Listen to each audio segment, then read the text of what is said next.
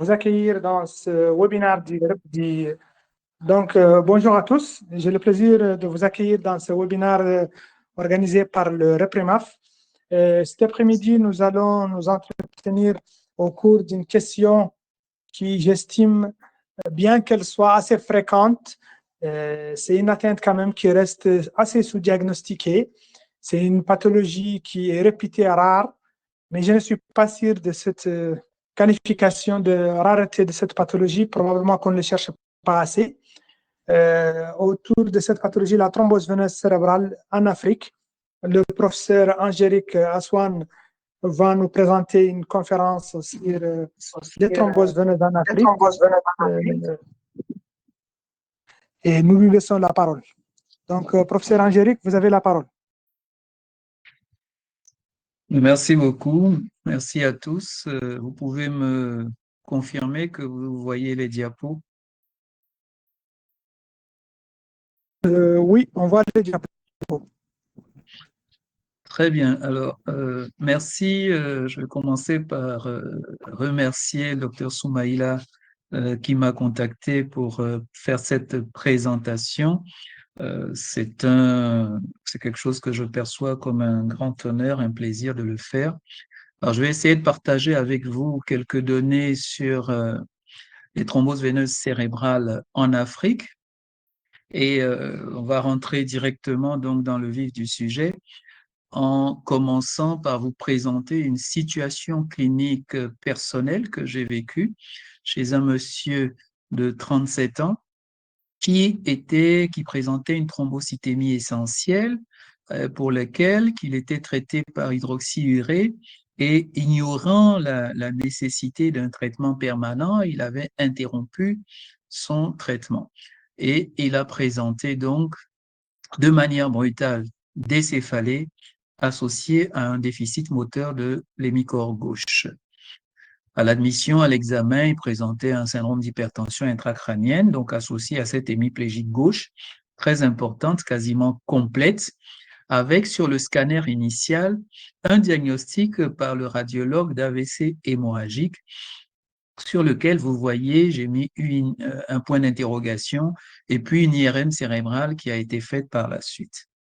Alors voici les images déjà du scanner. On peut voir là déjà sur cette première coupe que le cerveau est relativement gonflé avec un œdème diffus.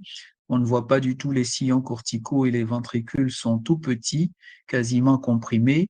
On a même l'impression déjà d'un effet de masse sur le ventricule latéral gauche, au moins sur sa corne antérieure. Toujours ce gonflement diffus. Et puis on voit apparaître au niveau frontal postérieur, une lésion hypodense avec des contours un petit peu irréguliers, un aspect un petit peu hétérogène puisqu'il y a comme une hyperdensité un petit peu hétérogène au milieu qu'on voit un peu mieux ici. Et puis on a cet aspect un peu quand même régulier qui fait penser qu'il pourrait s'agir d'un territoire vasculaire et qui fait dire donc aux médecins qui le prennent en charge qu'il s'agit peut-être à ce moment-là d'un infarctus hémorragique, mais en pensant à un infarctus de type artériel. Et il demande, rappelez-vous qu'on a la brutalité d'installation, on a le déficit focal brutal. Il demande alors une IRM et là, on peut voir sur les séquences flair ici que les limites qui paraissaient régulières sur le scanner ne le sont pas tout à fait. En diffusion, on a un aspect en B1000 ici un petit peu hétérogène, hyper-intensité, mais mêlé d'hyposignaux non systématisés à l'intérieur. Sur la cartographie d'ADC, on a certes une diminution globale du coefficient d'ADC, mais avec des zones hétérogènes, des zones où on a aussi des hypersignaux, comme ici également, qui font dire finalement qu'il s'agit peut-être d'une thrombose veineuse. Et sur les séquences en TOF, on est tout heureux de voir que finalement, il manque quand même, ici à gauche, le sinus transverse, le sinus sigmoïde et la veine jugulaire complètement côté gauche. Alors, problème, c'est un petit peu anodin. Le déficit est à gauche, la lésion parenchymateuse qu'on voit est à droite, de l'autre côté. Et même si Il n'y a pas de territoire veineux comme on peut les voir dans les territoires artériels. Ça ne correspond pas tout à fait à la sémiologie qu'on s'attendait à voir. Et quand on regarde à ce moment les séquences plutôt en écho de gradient, eh bien, on découvre ceci en faisant un petit peu attention. On voit dans le sillon central, dans la scissure de Rolando, donc un hyposignal qui suit le trajet de cette scissure, qui est un petit peu indépendant de la lésion juste à côté et qui correspond en réalité à une thrombose de veine corticale. Alors, a posteriori, on reprend le scanner et on se rend compte qu'effectivement, cette lésion était peut-être déjà visible sur le scanner et ça nous ramène à l'une des difficultés principales du diagnostic de thrombose veineuse cérébrale, c'est que faire le diagnostic de la thrombose, c'est d'abord y penser. Il faut avoir émis cette hypothèse pour penser à la vérifier, sinon on pourrait passer à côté. Vous voyez que chez ce patient, on a discuté un AVC hémorragique, puis un AVC ischémique avec transformation hémorragique. Et en fait, il s'agissait bien d'une thrombose de veine corticale, hein, ce qui nous permet d'introduire un peu la question de ce soir. Alors, les thromboses veineuses cérébrales, comme vous le savez, c'est une partie assez faible des AVC, de l'ensemble des AVC, entre 0,5 et 3%. C'est des sujets plutôt jeunes de moins de 55 ans, avec une prédominance féminine, et contrairement aux AVC artériels qui sont assortis d'un pronostic plutôt bon, avec 80 à 90% de patients qui sont indépendants au niveau fonctionnel dans l'évolution de ces thromboses veineuses. Le taux de récidive, là aussi, est relativement modéré, 1 à 4% par an pour l'ensemble des maladies thromboemboliques veineuses, c'est-à-dire récidives sous forme soit de thrombose veineuse profonde des membres inférieurs, soit de thrombose veineuse cérébrale à nouveau, soit d'embolie pulmonaire. Mais quand on prend les récidives purement de thrombose veineuse cérébrale, on est à moins de 1 à 2% par an, donc ça reste un taux relativement assez faible. L'une des particularités de cette pathologie, ce sont les présentations cliniques multiples, le polymorphisme clinique, céphalée, crise d'épilepsie, déficit focal, et qui donc nécessite que le clinicien ait un haut niveau de suspicion clinique, haut niveau qui va lui permettre de demander les éléments importants du diagnostic. Alors, ces thromboses veineuses en Afrique ont Docteur Samy l'a dit, ce sont des pathologies rares, peut-être pas si rares que ça, mais quand on parcourt la littérature scientifique en Afrique, alors il n'y a pas beaucoup de publications et j'ai la chance dans la recherche bibliographique que j'ai faite de découvrir cette revue systématique qui a été faite en 2021 et qui a recherché toutes les études publiées en Afrique subsaharienne sur les thromboses veineuses cérébrales depuis toujours, on va dire, jusqu'à au début des années 2021. Donc, ça me facilite la tâche. Ils ont screené, vous voyez, beaucoup d'articles et finalement, ils n'en ont retenu que 9 études avec au total 274 patients. Ça reste, comme vous le voyez, une maladie relativement rare avec un âge qui touche, c'est une pathologie qui va toucher les sujets de tout âge, depuis les bébés de 8 mois jusqu'aux sujets plus âgés, 78 ans, avec, comme on l'avait dit, une prédominance féminine, près de 60%, ce qui correspond un peu aux données internationales, une mortalité de 10%, ce qui est relativement important, mais je rappelle qu'il s'agit d'études plutôt anciennes, africaines, et on verra que ces données ont un petit peu évolué. Et pourtant, un taux de récupération complète qui est de 46%. Là aussi, on verra que ce sont des données qui se sont améliorées quand on prend les études les plus récentes. Les facteurs de risque ou les maladies causales de ces thromboses veineuses en Afrique, c'est principalement les infections dans 63% des cas. Et si on regarde les facteurs de risque d'une manière générale dans le monde, ces infections font partie de ce qu'on appelle les facteurs transitoires.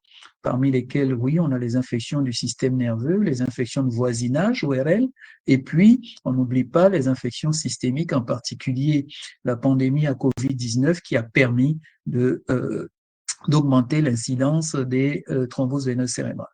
Et puis, il y a les facteurs classiques, grossesse postpartum, des facteurs physiques comme les traumatismes, les médicaments prothrombotiques, les corticoïdes notamment, la contraception orale, la vaccination COVID-19, les vaccins AstraZeneca ont montré un taux plus élevé de thrombose veineuse que les autres vaccins. Et puis, on a les facteurs dits permanents, facteurs prothrombotiques, ce qu'on appelle les thrombophilies congénitales génétiques, déficit en protéines C, S, antithrombine que vous connaissez, les facteurs acquis comme le syndrome des antiphospholipides, les cancers, certaines maladies hématologiques, et puis les maladies de système, les maladies inflammatoires chroniques de système. Alors, c'est important de faire la différence entre facteurs transitoires et facteurs permanents, puisqu'ils vont déterminer le traitement, notamment la durée du traitement préventif des récidives.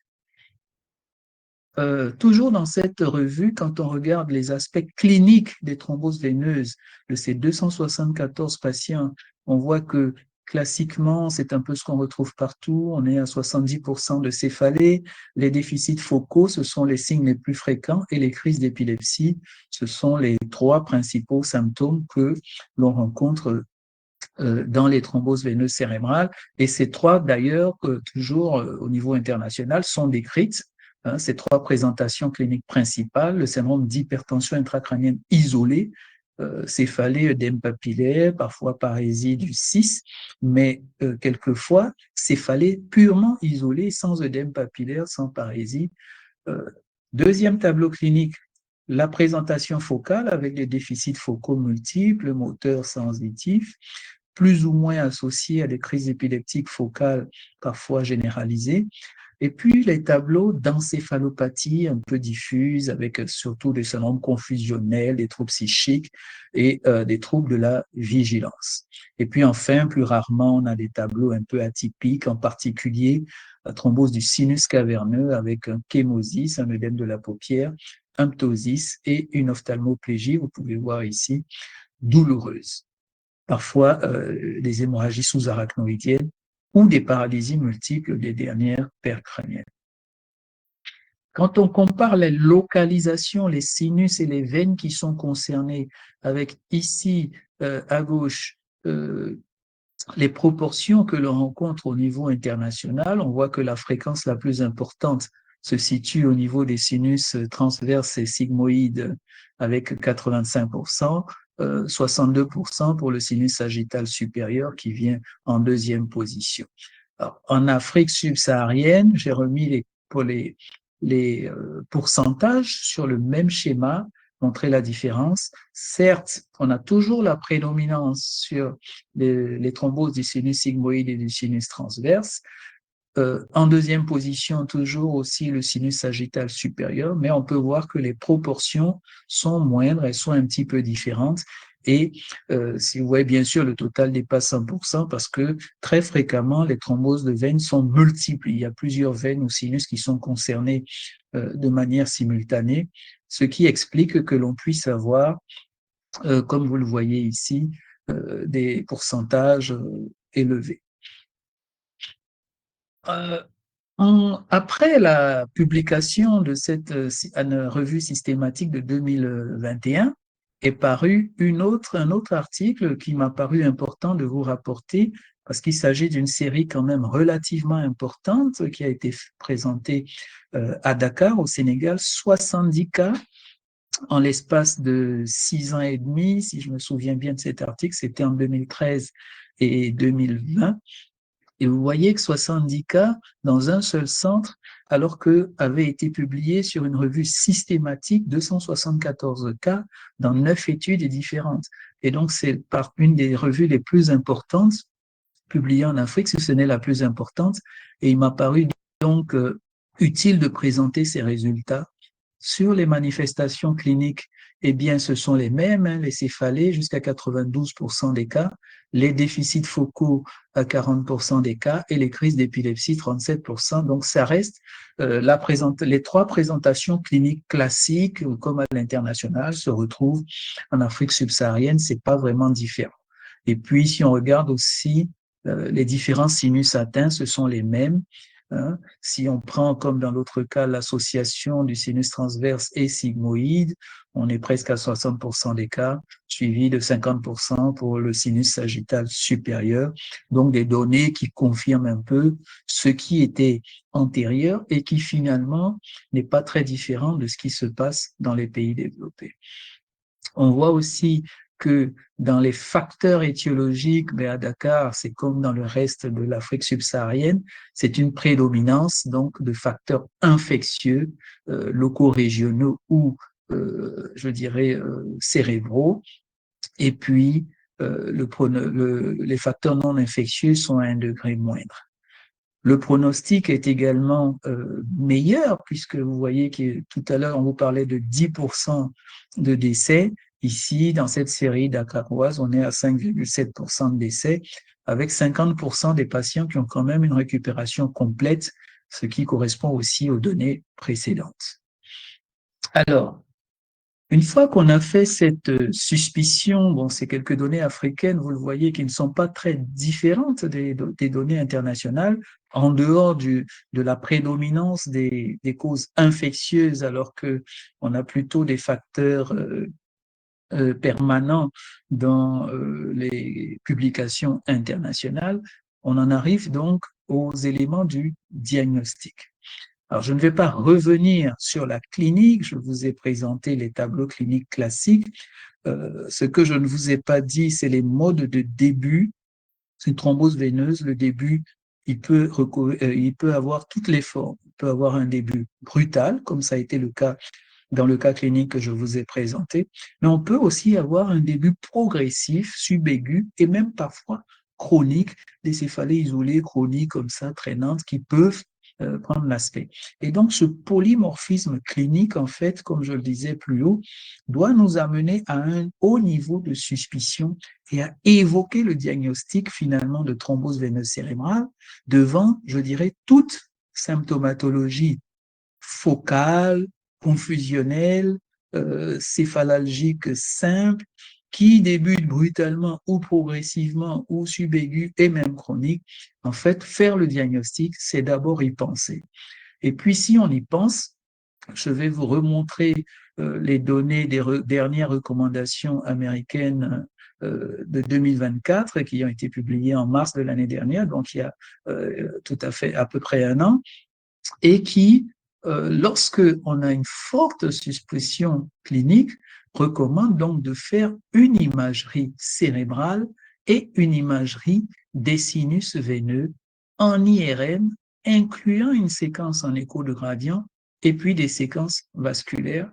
Et puis, sinon, on peut aussi faire un scanner cérébral avec des séquences vasculaires veineuses. Donc, il faut quand même bien préciser cela au radiologue à qui vous demandez l'examen sous peine de ne pas avoir les résultats escomptés. Et vous avez bien vu chez notre patient tout à l'heure que c'est la séquence en écho de gradient qui finalement nous a permis de faire le diagnostic de thrombose veineuse corticale. Et donc, qu'est-ce qu'on observe quand on fait ces imageries?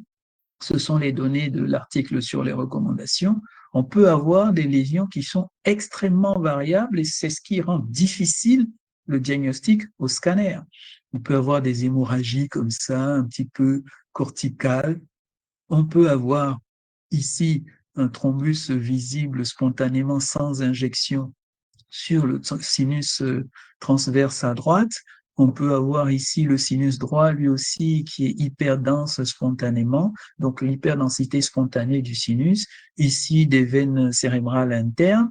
Et puis, on peut voir le signe de la corde, c'est un peu ce que nous avons observé chez notre patient, c'est-à-dire qu'on voit la veine, ici une veine corticale, spontanément, là aussi hyperdense, sans injection de produits de contraste, ou alors des hémorragies parenchymateuses, avec ici aussi un signe de la corde un petit peu corticale. En IRM, les lésions sont également multiformes. Je le rappelle, la difficulté du diagnostic vient de là. Ici, une espèce d'infarctus bithalamique qui peut faire penser à une atteinte artérielle de l'artère dite de Percheron. Dans les séquences en écho de gradient, le sinus thrombosé peut apparaître comme ça hypo-intense, et donc permettre de faire relativement facilement le diagnostic. Ici, un infarctus veineux, comme on le voit, qui est un petit peu hétérogène et qui correspond dans ce cadre-là à une thrombose du sinus transverse. Des lésions frontales comme ça, un petit peu hétérogènes en hyperintensité, mais vous voyez qu'ils sont hétérogènes et qui sont en rapport, c'est le même patient qui suit, avec une thrombose du sinus sagittal supérieur, visible ici sur une séquence T1 injectée. Et puis, ici, sur les séquences vasculaires, on voit l'amputation de la partie antérieure du sinus sagittal supérieur. Ces trois images sont chez le même patient. Donc, l'imagerie, en fait, parenchymateuse couplée à l'imagerie veineuse, que ce soit en scanner, que ce soit en IRM, permet généralement d'arriver au diagnostic. Et lorsque ce diagnostic, donc, est confirmé, on va passer à la phase de prise en charge. Alors, je ne reviens pas sur le bilan étiologique parce que, bon, il m'a fallu faire des choix. On ne pouvait pas aborder tous les aspects de la thrombose veineuse dans une présentation. Les éléments sont là. Vous les aurez de toute façon. Et puis, une fois qu'on a donc confirmé, eh bien, la suite du traitement, je m'en réfère toujours aux recommandations américaines de l'an dernier, c'est d'initier un traitement anticoagulant injectable. Et on vous propose soit des HBPM par voie sous-cutanée, soit de l'héparine non fractionnée par voie intraveineuse. Et petite précision, les HBPM sont préférés dans ces recommandations et on vous rajoute encore que si vous avez une hémorragie cérébrale comme conséquence donc de cette thrombose, si elle s'est manifestée sous la forme d'une hémorragie cérébrale, ce n'est pas une contre-indication pour l'anticoagulation. Alors, une fois que donc, alors j'ai envie de vous dire sur quoi ça repose. Il y a eu quelques études que je vais vous présenter, mais avant ça, les buts de cette anticoagulation, ce n'est pas d'abord de déboucher le vaisseau, c'est d'abord de prévenir l'extension du thrombus, c'est de faciliter la recanalisation et puis prévenir les récidives d'événements thromboemboliques veineux, que ce soit cérébral ou, comme j'ai dit, veine des membres inférieurs ou embolie pulmonaire. Alors, les recommandations plus anciennes disaient qu'il fallait commencer d'abord par les HBPM, et puis ensuite faire un relais par voie orale par les antivitamines K. Et puis, comme vous le savez, depuis quelques années, sont apparus des anticoagulants oraux directs, peut-être plus efficaces, peut-être plus faciles à utiliser et qui font donc la concurrence aux antivitamines K dans le cadre de maladies thromboemboliques veineuses. Et il y a de plus en plus de preuves justement en faveur de l'utilisation de ces anticoagulants oraux directs et par rapport aux antivitamines K. Alors, au tout début, il a fallu se décider, est-ce que c'était plutôt des héparines non fractionnées ou bien des héparines de bas poids moléculaire. Et on peut être surpris de voir que les toutes premières études qui ont permis de trancher, c'était des toutes petites études. Vous voyez ici cette étude du Lancet 91, il y a un peu plus de 30 ans, bientôt 35 ans, avec seulement 10 patients dans chaque groupe, un groupe héparine versus un groupe placebo. 10 patients ici, 4 hommes, 6 femmes, 5 hommes, 5 femmes, et à peu près du même âge, relativement jeunes en termes d'âge moyen, en termes de sévérité, en termes de vigilance, de score de sévérité, et parmi lesquels il y avait aussi des patients qui avaient des hémorragies cérébrales.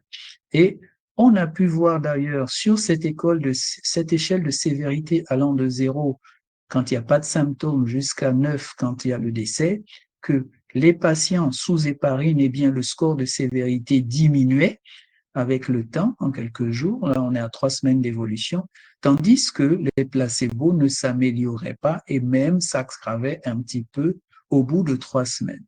Et puis, quand on regardait un peu plus à distance, après 3 mois de traitement, on voit que les patients du groupe héparine, ici à gauche, se sont tous améliorés.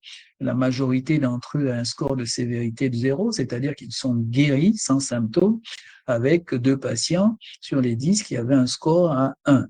Donc, tous guéris ou indépendants, tandis qu'on voit une évolution très variable des patients qui étaient sous placebo. Certains sont restés stationnaires, très peu se sont améliorés et la majorité donc s'est aggravée avec notamment 3 personnes ici qui sont décédées dans le groupe contrôle.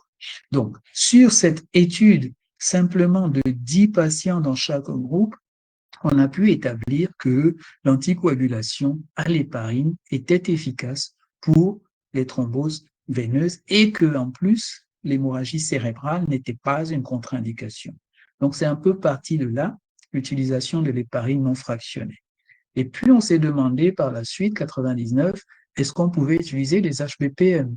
Donc, le même type d'essai a été fait sur les HBPM avec la natroparine versus placebo ou encore 30 patients versus 29 patients, pas très nombreux.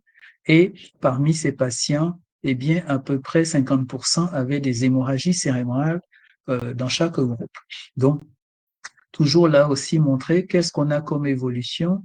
Eh bien, après 3 semaines, on peut voir que on a 20% de mortalité ici versus 24%, donc une petite baisse, mais qui n'est pas significative.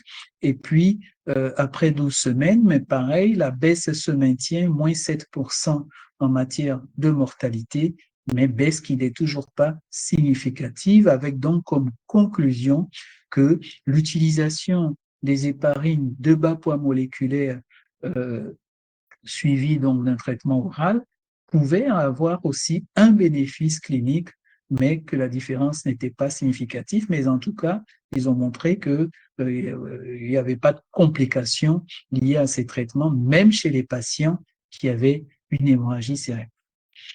Et c'est ainsi que donc les recommandations ont évolué. Vous voyez un peu 2011 pour les patients, pardon, ici avec une thrombose veineuse, anticoagulation initiale avec soit de l'héparine non fractionnée, soit des HBPM. Vous voyez, maintenant que les 2 molécules ont montré qu'elles pouvaient être efficaces plus ou moins, eh bien les 2 ont été autorisés par les recommandations, toujours avec un niveau de preuve relativement faible, 2A, et toujours en précisant qu'on ne tient pas compte de la présence d'une hémorragie cérébrale. Donc, ce n'est toujours pas une contre-indication.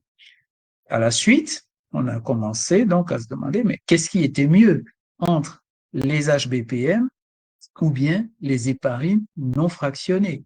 Et dans la série, l'étude ISCVT, c'est l'une des plus grandes études sur les thromboses veineuses cérébrales, avec une série d'un peu plus de 600 patients.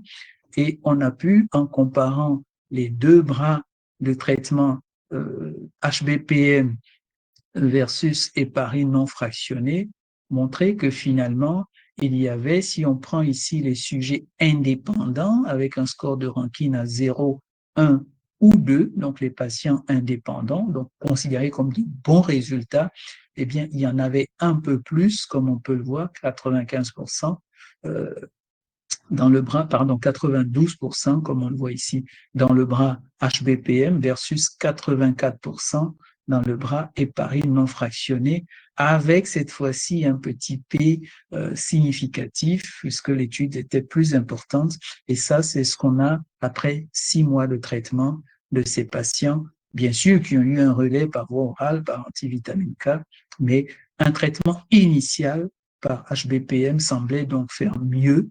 Et donc, cette étude, qui certes n'était pas randomisée, semblait montrer une meilleure efficacité sans complications supérieures pour les HBPM versus héparine non fractionnée. Et donc, ils ont intégré ainsi les recommandations. Alors, c'était des études non randomisées. Eh bien, il y a eu, dans les suites, pour conforter cette hypothèse, des études randomisées ici qui ont montré toujours peu de patients, 34 randomisés, mais peu de patients, pas de mortalité, vous voyez, hospitalière pour les HBPM versus 20%, 18% pour les héparines non fractionnées, et puis un pronostic à 3 mois, pardon, qui est pour la récupération complète nettement supérieur pour les HBPM versus l'héparine non fractionnée. Donc, le bénéfice supérieur des héparines semble se confirmer et donc les Européens en 2017 ont fait évoluer les recommandations en proposant de traiter les patients avec les HBPM plutôt que l'héparine non fractionnée. Une fois qu'on a passé donc cette phase initiale, vous comprenez maintenant pourquoi est-ce que dans les recommandations, il y a une préférence pour les HPPM par voie sous-cutanée? Eh bien, à l'étape suivante, il s'agit, le patient est stable cliniquement ou éventuellement, si besoin d'un contrôle d'imagerie, il faut passer à la voie orale. Et la voie orale, on vous propose soit des anticoagulants oraux directs, soit des antivitamines K, avec une durée variable allant de 3 à 12 mois, selon que on est dans des facteurs transitoires que je vous ai présentés au début, ou selon que on est dans des facteurs permanents, et dans les facteurs permanents, c'est un traitement, comme on dit, indéfini, c'est-à-dire un traitement permanent. Alors, est-ce qu'il faut préférer les anticoagulants oraux directs ou les antivitamines K? Bien, dans ce cadre-là, il y a un certain nombre d'études qui ont comparé ces produits. Ici, l'étude respecte CVT avec le dabigatran versus antivitamine K, et sur le critère primaire qui est hémorragie cérébrale ou bien récidive thromboembolique, on peut voir que le dabigatran fait mieux, 1,7%, versus 3,3% donc d'événements compliqués chez les patients qui ont été randomisés dans ces deux groupes, mais ce n'est pas significatif. Et si on regarde un peu en détail, eh bien, en termes de récidive de thrombose veineuse, en réalité, on voit que dans les deux groupes, il n'y a pas eu de récidive. Donc, ça reste une maladie qui finalement récidive assez peu sous anticoagulants, qu'on soit sous AVK ou sous dabigatran pour cette étude. Et puis, en matière de complications hémorragiques, un petit peu moins. Un seul patient ici qui a saigné contre 2 patients dans le groupe warfarine. Donc, petit avantage dabigatran, mais toujours pas de significativité. Et si on prend les hémorragies intracrâniennes simplement, donc intracérébrales, soit une nouvelle, soit une aggravation des hémorragies préexistantes, là aussi on a 1 patient versus 2 patients, ce qui n'est pas significatif. Et donc, en conclusion, on a montré que chez les patients qui ou du dabigatran ou de la warfarine, ils avaient à peu près le même bénéfice et les mêmes risques hémorragiques, et que donc le dabigatran était aussi, on pourrait dire, safe et efficace que les antivitamines K dans la prévention des récidives de maladies thromboemboliques veineuses. Deuxième étude, c'est Action CVT. Action CVT, ils ont fait un peu le point sur l'ensemble des anticoagulants oraux directs qui étaient utilisés, 279 patients versus 438 sous warfarine. Et ils ont pu montrer ici à gauche sur la récidive de thrombose veineuse. Vous pouvez voir qu'il n'y a pas une grande différence, mais au bout quand même d'1 an de suivi, les patients il y avait plus de survie donc chez les patients sous anticoagulants oraux directs versus les patients sous antivitamine K. Donc peut-être un léger bénéfice, mais un bénéfice plus net en matière d'hémorragie, complications hémorragiques, beaucoup moins dans le groupe, et cette fois-ci significativement, dans le groupe AOD versus AVK, et également en termes de mortalité, on avait une mortalité plus importante dans le groupe AVK que dans le groupe AOD, mais finalement, quand on regarde sur du long terme, à 1 an, c'est à peu près pareil. Il y avait plus de mortalité sur le groupe AOD au début, et puis après, ça a été rejoint par le groupe AVK, donc c'est à peu près similaire. Et donc, si on devrait conclure, eh bien, il y avait un profil d'efficacité, de sécurité relativement comparable entre ici AOD et AVK. Il y a eu, pour augmenter la puissance de ces résultats, donc des méta-analyses des différentes études qui ont été faites. Vous voyez, il y en a beaucoup, je les ai mises là. Et puis, on voit que c'est pas beaucoup d'études randomisées, c'est surtout les études observationnelles. Et les études observationnelles, eh bien, on voit qu'il n'y a quasiment pas de différence entre AOD et AVK. Ici, en ce qui concerne les récidives de thrombose veineuse cérébrale ou ailleurs. Ici, en matière de complications hémorragiques majeures, là aussi, il n'y a pas de différence significative entre AOD et AVK.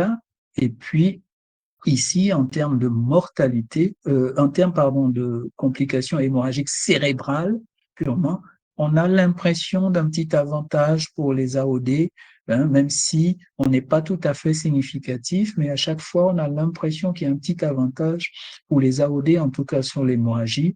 Et puis, sur le décès, il n'y a pas de différence. Sur les taux de recanalisation des veines, il n'y a pas de différence. Donc, cette étude montre en fait cette méta-analyse qui regroupe l'ensemble des études, montre que les AOD sont au moins aussi efficaces que les antivitamines K, mais peut-être mieux tolérés et que donc en fonction de leur plus grande facilité d'utilisation. Il n'y a pas besoin de surveillance, il n'y a pas besoin d'adaptation de dose en fonction de l'INR.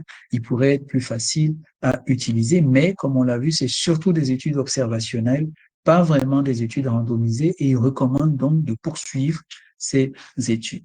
Donc ça, ce sont des données de 2022. Eh bien, il y a eu d'autres méta-analyses par la suite, ici en 2024, avec le rivaroxaban en comparaison des AVK.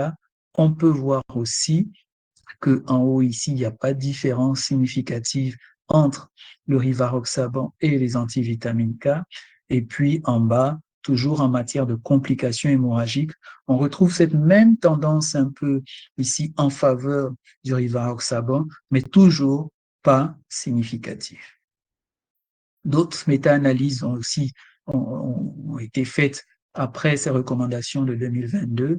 Pareil, hein, vous voyez, sur le pronostic fonctionnel, il n'y a pas de différence entre AOD et antivitamine K. Et puis sur les hémorragies, là aussi, toujours pas de différence.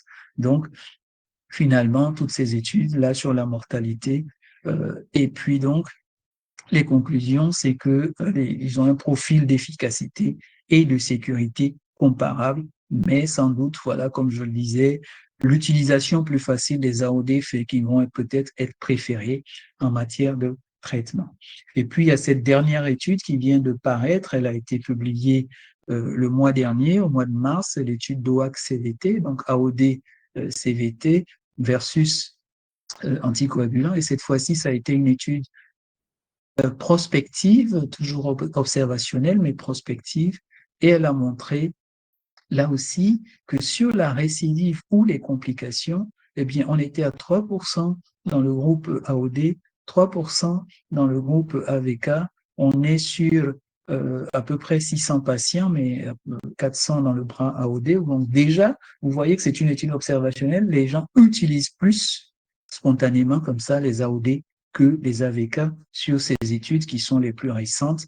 Donc, c'est pas significatif, mais il n'y a pas de différence. Quand on regarde dans le détail des autres paramètres, ils sont tous à peu près similaires des deux côtés. Pas de différence en matière de récidive, en matière de mortalité, en matière d'hémorragie.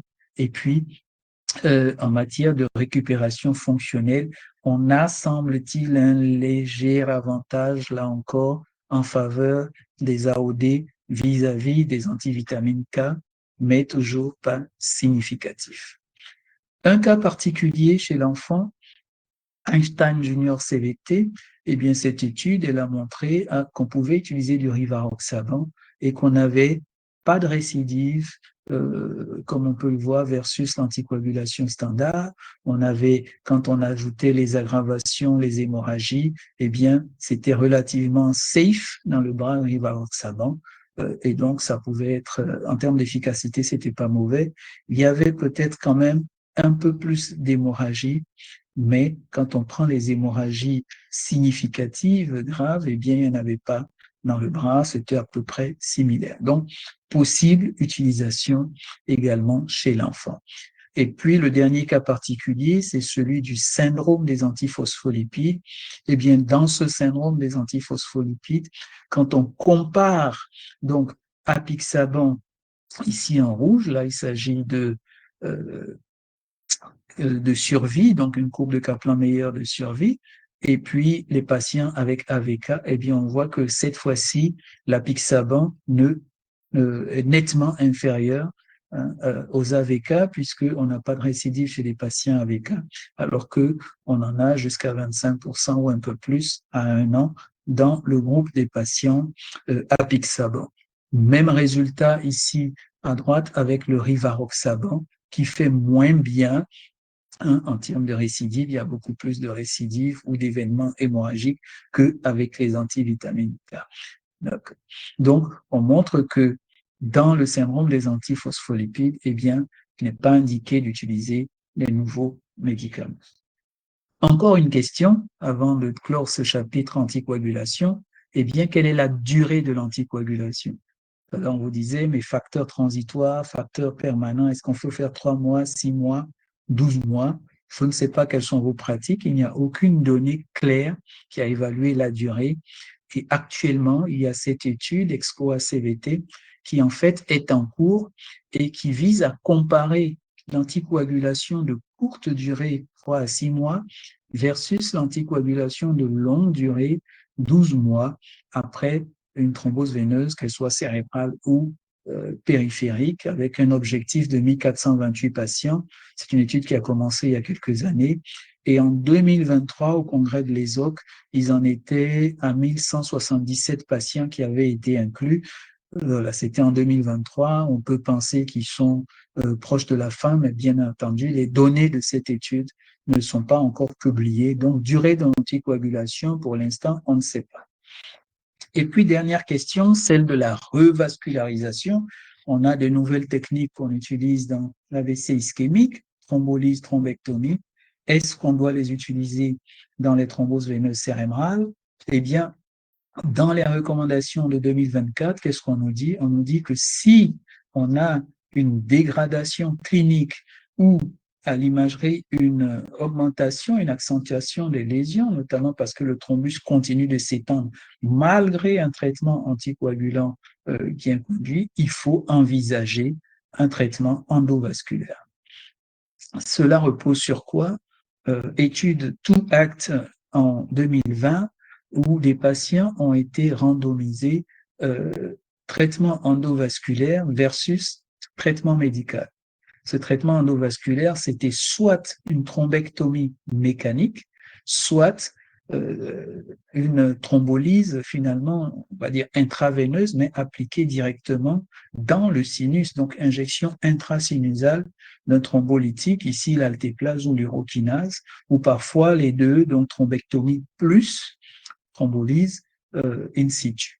Et puis, cette étude, qu'est-ce qu'elle a montré? Elle a montré que sur la récupération fonctionnelle, comme vous le voyez, il n'y avait aucune différence entre le traitement standard, donc médical, anticoagulant, et le traitement endovasculaire, thrombectomie plus ou moins, ou thrombolyse. Par contre, si vous regardez cette courbe du score de Rankine, vous savez que les Rankine, ça va de 0 à 6, et 6, c'est le décès. Il y a beaucoup plus de décès dans le bras endovasculaire que dans le bras traitement médical standard. Et donc, cette étude, les conclusions, c'est de montrer que ça ne fait pas forcément mieux que le traitement médical standard et qu'il y a quand même un risque de complications. Et sur cette question, il y a une méta-analyse qui a été faite là aussi l'année dernière, relativement récente, sur les données de ces traitements endovasculaires. Quand on fait cette revue, eh bien, on voit qu'il y a un peu plus de 10% de complications pendant la procédure endovasculaire, pendant l'introduction du cathéter, des hémorragies cérébrales, des engagements, des segments, etc.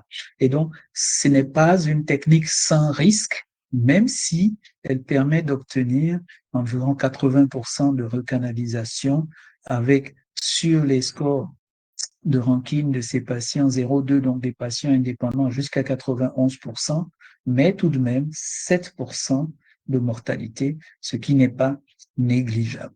Et donc, sur la base de ces données-là, eh bien, les recommandations américaines restent que on n'a pas suffisamment d'études contrôlées. Ce sont surtout des études observationnelles, des méta-analyses sur des études observationnelles. Eh bien, les traitements endovasculaires sont réservés aux patients chez lesquels il y a une dégradation clinique, il y a une propagation, une extension du thrombus malgré un traitement médical bien conduit ou en cas de contre-indication aux anticoagulants. Voici donc ce qui est des recommandations sur le diagnostic et la prise en charge donc des thromboses veineuses cérébrales. Alors, volontairement, j'ai omis de parler des autres aspects de la prise en charge. Vous savez qu'il y a le traitement symptomatique des crises d'épilepsie, il y a le traitement de l'hypertension intracrânienne, ponction lombaire évacuatrice et éventuellement craniectomie décompressive, mais il a fallu faire des choix pour ne pas que je monopolise la parole trop longtemps. Il y a tout un débat qui va suivre, on pourra en discuter si vous voulez. Je conclurai donc en disant que chez notre patient, le cas clinique que je vous ai présenté au début, nous avons suivi les recommandations, traitement initial par HBPM, relais par anticoagulant oraux direct, le rivaroxaban chez ce patient pendant 6 mois, durée courte. Pendant ce temps, on a repris son traitement de sa thrombocytémie par une hydroxyurée et le taux de plaquettes s'est normalisé et on a pu arrêter donc les anticoagulants oraux directs et on a chez ce patient à 12 mois un score de ranking à 1, c'est-à-dire un patient qui est tout à fait guéri et il a pu reprendre son travail. Et donc, sur la thrombose veineuse cérébrale en Afrique, je pense que vous aurez compris que finalement, ce sont des données qui sont similaires un peu au reste du monde, en dehors de la prépondérance encore des causes infectieuses en Afrique subsaharienne.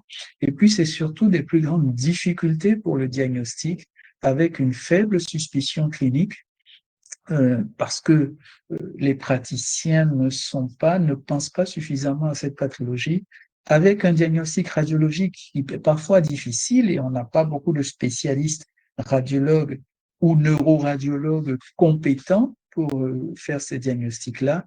Et puis, oui, un accès au traitement qui est moindre, certes facilité par l'utilisation des AOD, mais vous le savez, les AOD ont quand même un petit coût sur la durée qui peut être difficile à supporter. Et pour terminer, je voudrais remercier donc le réseau qui m'a invité pour vous parler de cette thrombose veineuse cérébrale, remercier tous ceux qui ont écouté et qui sont restés jusqu'à la fin.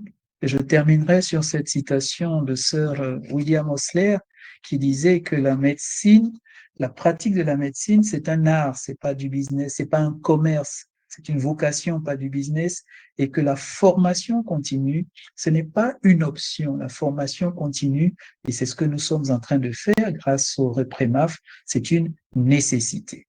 Voilà, je vous remercie.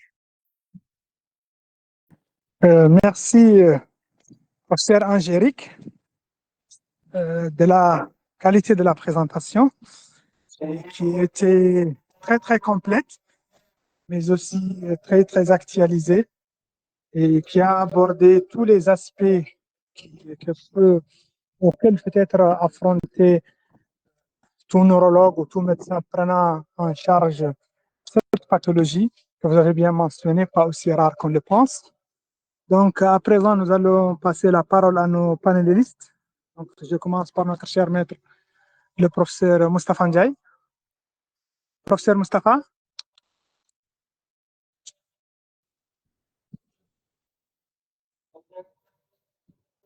Professeur Moustapha, vous m'entendez?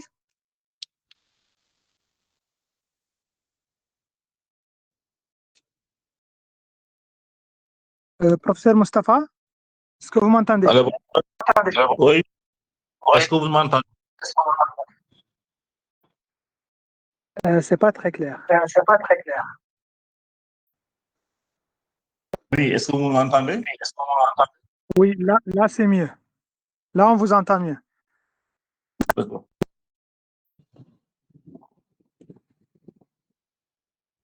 Allô?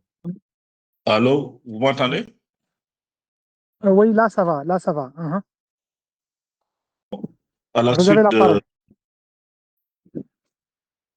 À la suite d'Ange Kwame qui a fait vraiment un bel exposé avec une revue actualisée de la question, je voudrais remercier le REPREMAF de nous associer à ce webinaire. Les thromboses veineuses cérébrales, à mon avis, c'est un sujet largement sous-estimé, en tout cas en Afrique, dans nos pratiques quotidiennes.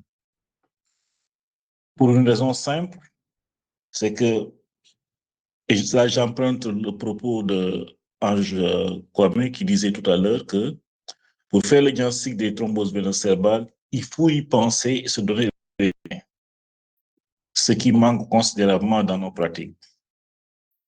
Et nous avons l'habitude de dire aux étudiants que le seul diagnostic que vous pouvez évoquer à tous les coups, quel que soit le mode de survenue, quelle que soit la présentation clinique, pour peu que ça soit des signes centraux, c'est la thrombose veineuse cérébrale.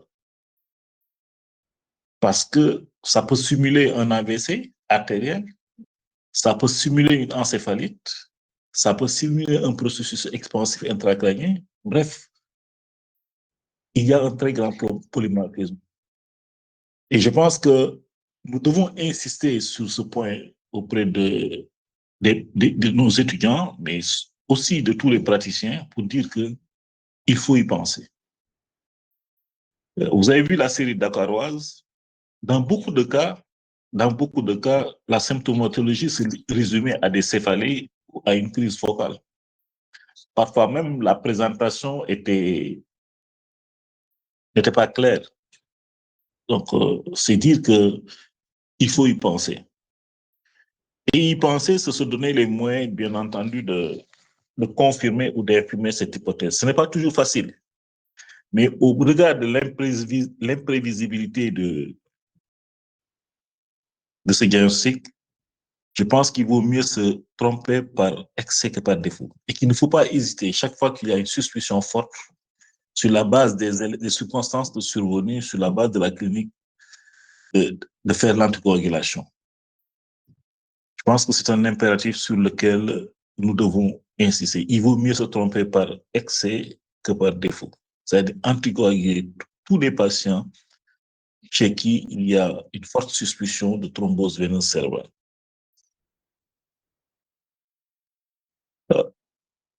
Au-delà de ces constats, je pense que ce webinaire est l'occasion, pour moi en tout cas, de rappeler la nécessité et la pertinence de travaux multidisciplinaires. Nous avons tous des services de neurologie et on commence à avoir des collègues qui ont une grande compétence en neurovasculaire. Je pense que ne serait-ce que dans la recherche par rapport à l'identification des facteurs étiologiques, par rapport aux pratiques thérapeutiques, il faut qu'on travaille dans des cadres multidisciplinaires et surtout multisites, au-delà de nos pays, qu'ils puissent avoir un travail multisite entre Dakar, la Côte d'Ivoire, le Niger, le Burkina, etc., etc. Je pense que ça donnerait beaucoup plus de valeur à nos publications et ça nous apprendrait beaucoup de nos pratiques. Parce que je pense que l'intérêt de ces publications, L'intérêt de ces travaux, c'est surtout de nous faire apprendre, de nous apprendre nos pratiques. Il est bien de s'ouvrir aux autres, de savoir ce qu'ils font, mais il est tout aussi essentiel d'apprendre de notre pratique. Et Ange l'a dit, d'autres vont confirmer ou infirmer. Beaucoup de nos patients, par exemple, on commence une anticoagulation, ils vont bien. Au bout de quelques semaines, ils sortent. Et souvent, il y a une rupture. On s'entend tous dire qu'il faut un minimum de 6 mois d'anticoagulation en fonction de la pathologie sous-jacente. Mais beaucoup de nos patients sont perdus de vue au bout de 3 mois. Qu'est-ce qu'ils deviennent? Je pense que c'est les questions qu'il faut interroger. Voilà ce que je voulais dire pour le moment par rapport à la présentation de Ange, que j'ai félicité encore pour vraiment l'excellence de l'exposé. Merci, professeur Mustapha, pour les remarques et les apports très, très pertinents, comme d'hab. Donc, à présent, je passe la parole au professeur Polossou avant de passer aux questions aussi sur le chat. Professeur Polossou, vous avez la parole.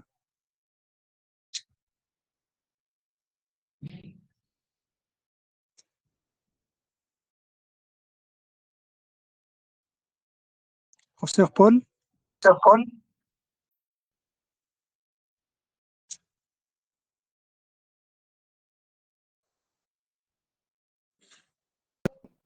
Allô, je ne sais pas si vous m'entendez. Allô? Oui, on vous. Allô? Oui, on vous entend. Oui, on t'entend. Ah, ok, merci. Je remercie donc le REPREMAF pour l'invitation à participer à cette EPU. Et je salue au passage notre cher maître, le professeur Mustapha Ndiaye. Angérique a fait une présentation, comme vous le savez tous. J'aurais voulu dire parfaite. Je le salue donc au passage. Et comme il a présenté, et comme notre maître professeur Mustapha Ndiaye l'a dit, les thromboses veineuses cérébrales, en réalité, les mêmes données que nous avons au niveau international, c'est ce que nous pouvons retrouver en Afrique. Mais le problème, c'est que généralement on dit que vous ne trouvez que ce que vous cherchez. Professeur Polossou, si vous pouvez activer votre caméra. Si vous pouvez activer votre caméra, s'il vous plaît. Ah, ok. C'est plus vivant. Donc, ok. Vous inquiétez, je suis dans la voiture, donc il n'y a pas de souci. Donc, Ça marche, il n'y a pas de souci. Voilà. Donc, je disais que les mêmes données qu'on a au niveau international, c'est ce que nous avons au niveau africain. Mais le problème, c'est qu'on ne trouve que ce qu'on cherche et on ne cherche que ce qu'on connaît. Et donc, souvent,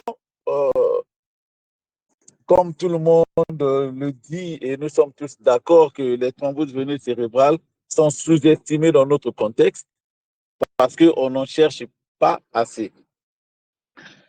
Et donc, comme on a vu dans les données présentées par Angérique, la clinique est très polymorphe.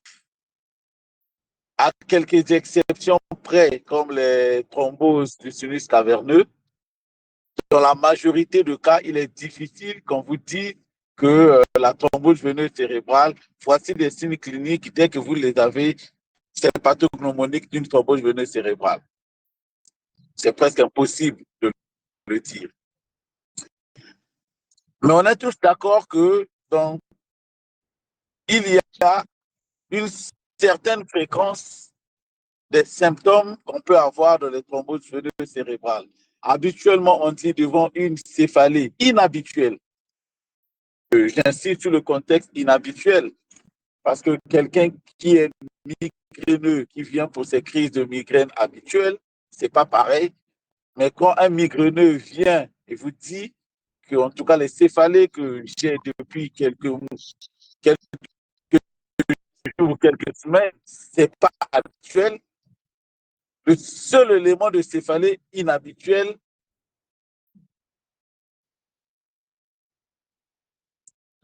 à une veneuse,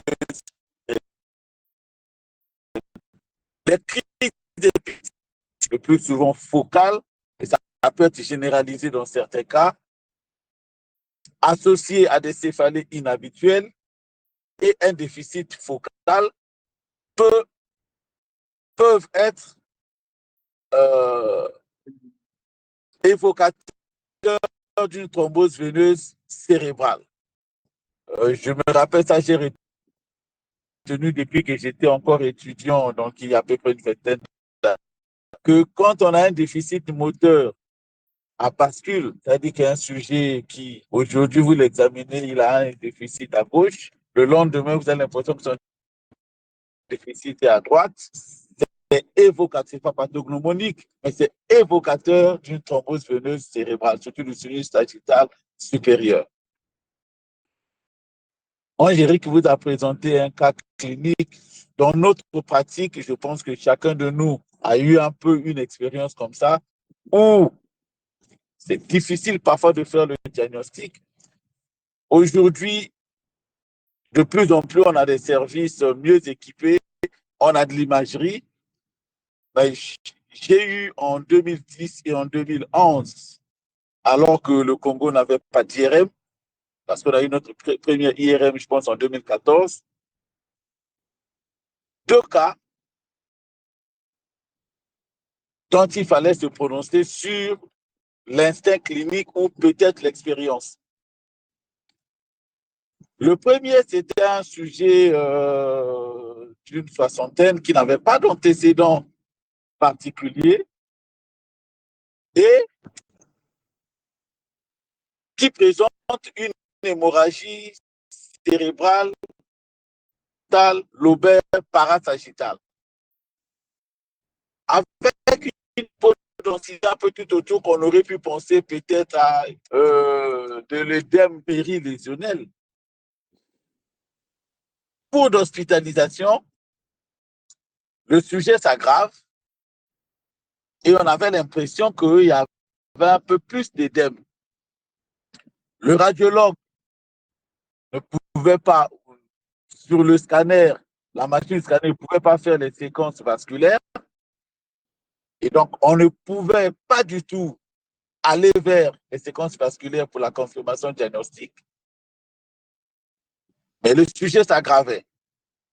Et j'ai dit à l'équipe, je prends sur moi. Devant ce tableau, je pense beaucoup plus à une thrombose veineuse cérébrale. Et Angélique vous l'a dit, l'hémorragie cérébrale dans les thromboses veineuses cérébrales, c'est un facteur de mauvais pronostic.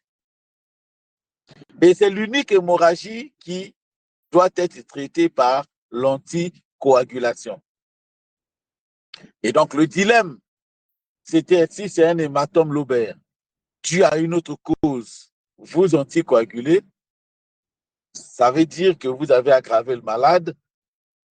Et si c'est une thrombose veineuse cérébrale, si vous n'anticoagulez pas, le malade a un mauvais pronostic et donc le risque de décès est plus élevé. Et dans ce cas particulier, j'ai dit à l'équipe, je le prends sur moi, je l'anticoagule. Sans confirmation diagnostique. Donc, ce qui peut être le cas dans nos conditions où on n'a pas tout ce qu'il faut pour aller jusqu'au diagnostic. Le deuxième cas, c'était une jeune dame drépanocytaire de 32 ans, hospitalisée en hématologie pour trouble de la conscience. Elle était dans le coma avec un double déficit moteur et l'imagerie montre un hématome lobaire bilatéral.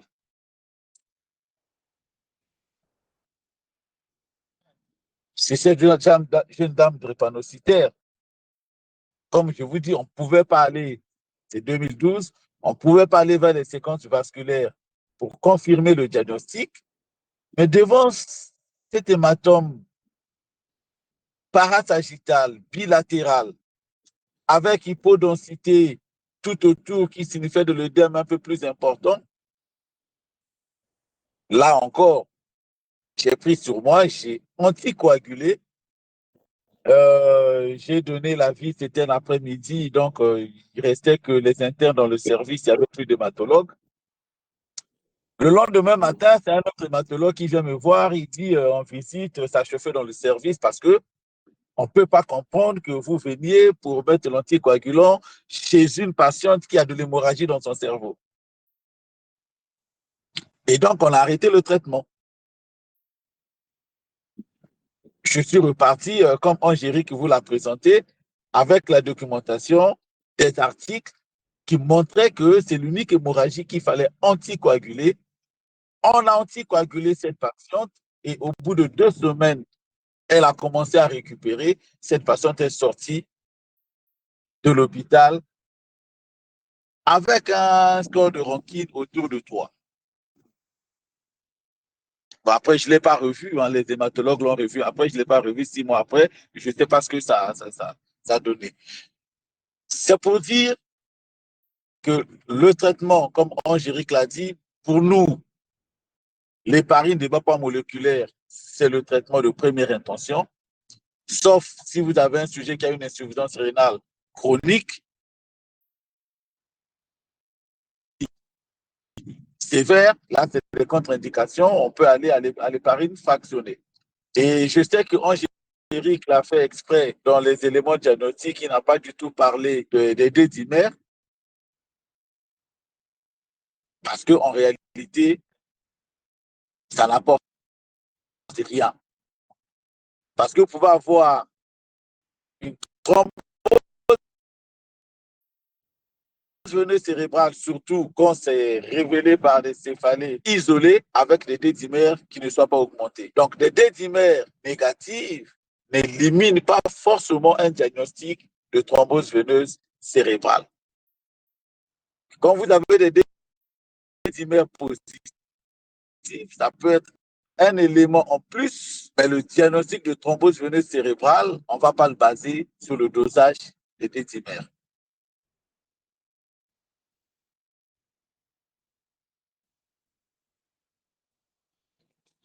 Et le bilan étiologique, Angélique l'a dit, par rapport au temps, il ne pouvait pas tout aborder. Mais généralement, on propose de faire, quand vous avez une cause transitoire évidente, parfois dans nos conditions où tout le bilan ne se fait pas sur place, il faut parfois envoyer à l'étranger, parfois on ne va pas jusqu'à faire tout le bilan étiologique comme tel. Mais quand on n'a pas une cause évidente, à ce moment-là, il faut aller chercher une thrombophilie. Il faut faire un bilan de thrombophilie. Et il faut le faire avant de mettre en route le traitement anticoagulant. Parce que la mise en route du traitement anticoagulant peut perturber le bilan de thrombophilie. Voilà les quelques éléments que je pouvais apporter sur cette présentation qui est parfaite et quasi complète. Et donc, je félicite et je remercie Angélique. Merci. Merci, professeur Paul. Donc, de mon tour, je rejoins mes chers maîtres et collègues pour la félicitation du professeur Éric Kwame de la qualité de la présentation.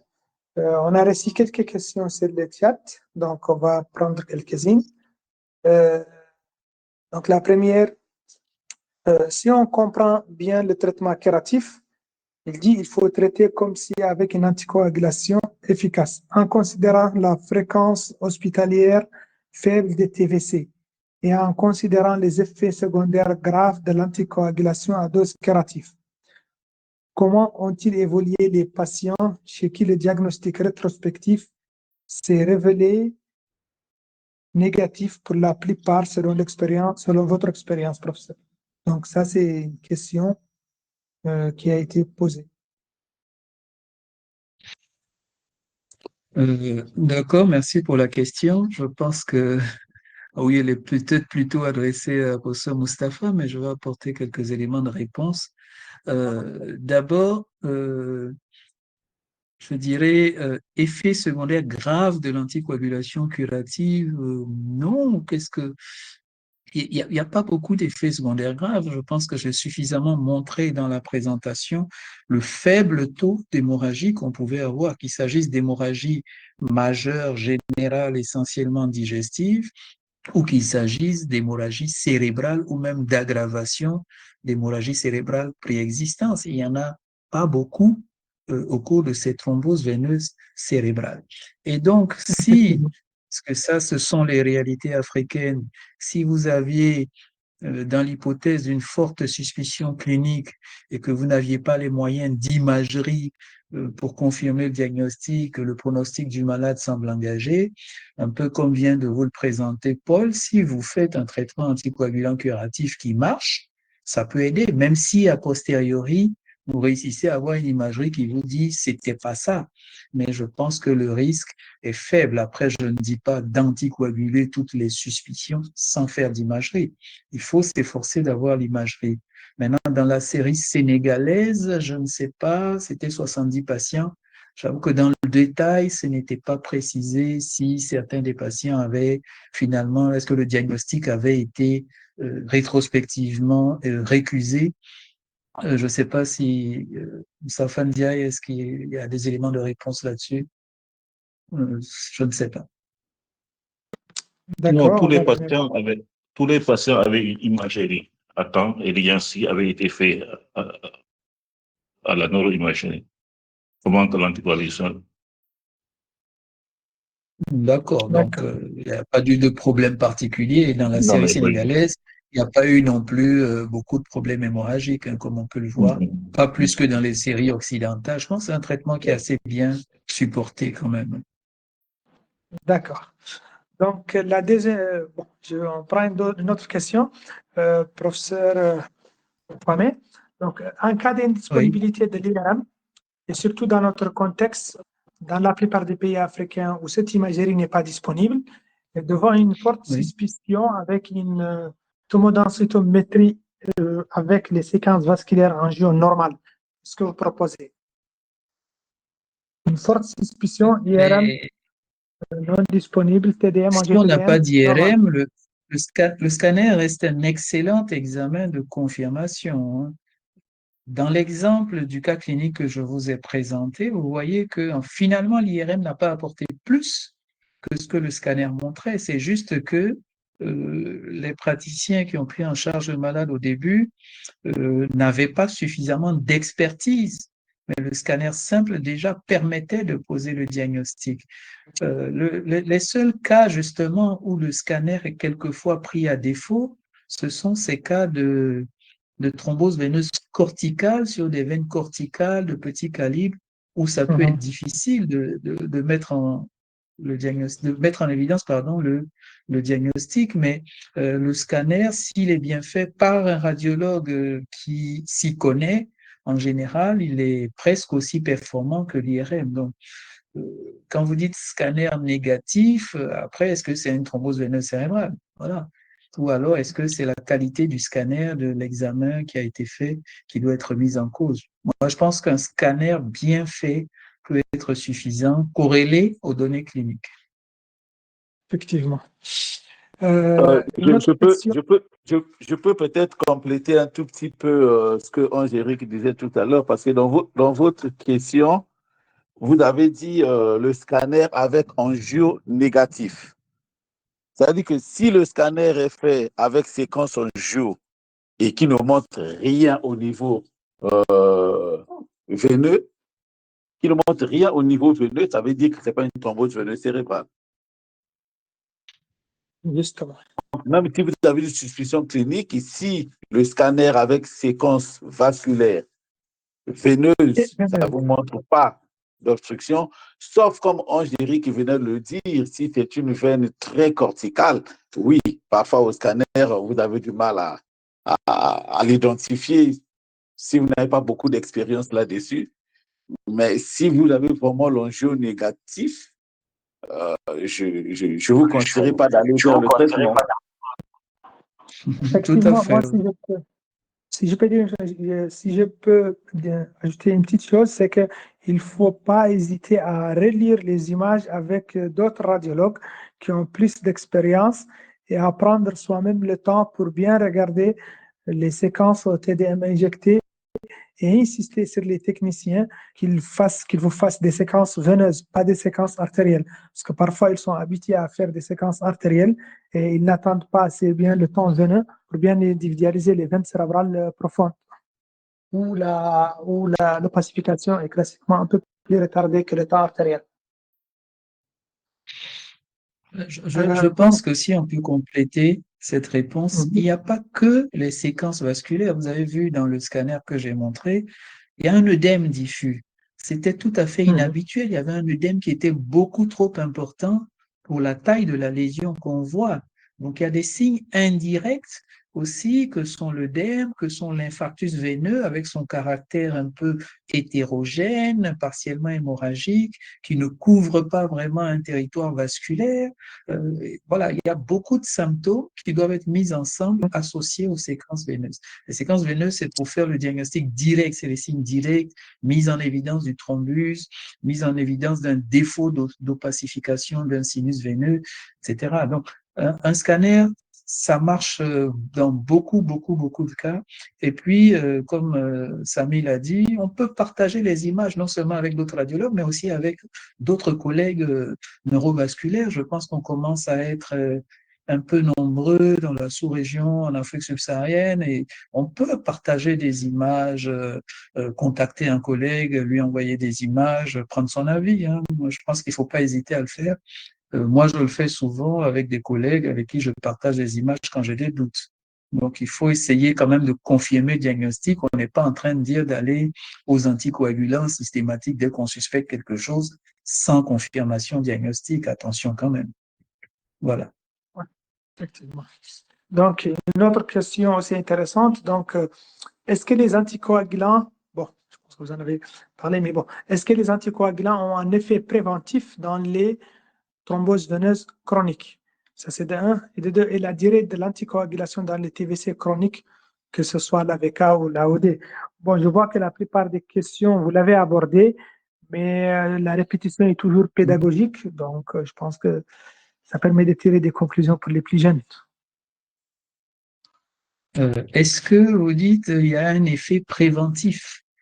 Oui. Oui, alors j'ai dit que les buts de l'anticoagulation, c'était déjà de limiter l'extension du thrombus, de favoriser la recanalisation et de prévenir justement les récidives de maladies thromboemboliques veineuses. C'est pour ça que dans les facteurs transitoires, puisque le facteur transitoire, on le supprime, si c'est une infection, elle est guérie, si c'est une grossesse, la grossesse est terminée, on peut interrompre l'anticoagulation après 3 à 6 mois, parfois jusqu'à 12 mois, et que dans les facteurs permanents, comme les cancers, comme les maladies inflammatoires chroniques, comme les thrombophilies congénitales, on fait un traitement définitif, permanent, à vie souvent, parce que c'est le moyen de prévention. Donc oui, ça permet de prévenir. Le deuxième aspect de la question, c'était, vous avez dit la durée. La durée de l'anticoagulation dans les TVC chroniques, que ce soit les AOD ou les AVK. Après, qu'est-ce qu'on appelle chronique? Parce que la durée, comme je l'ai dit, bon, on ne sait pas trop. On se base vraiment sur le caractère étiologique. Transitoire, c'est 3 à 6 mois. Parfois, bon, certaines équipes vont jusqu'à 12 mois.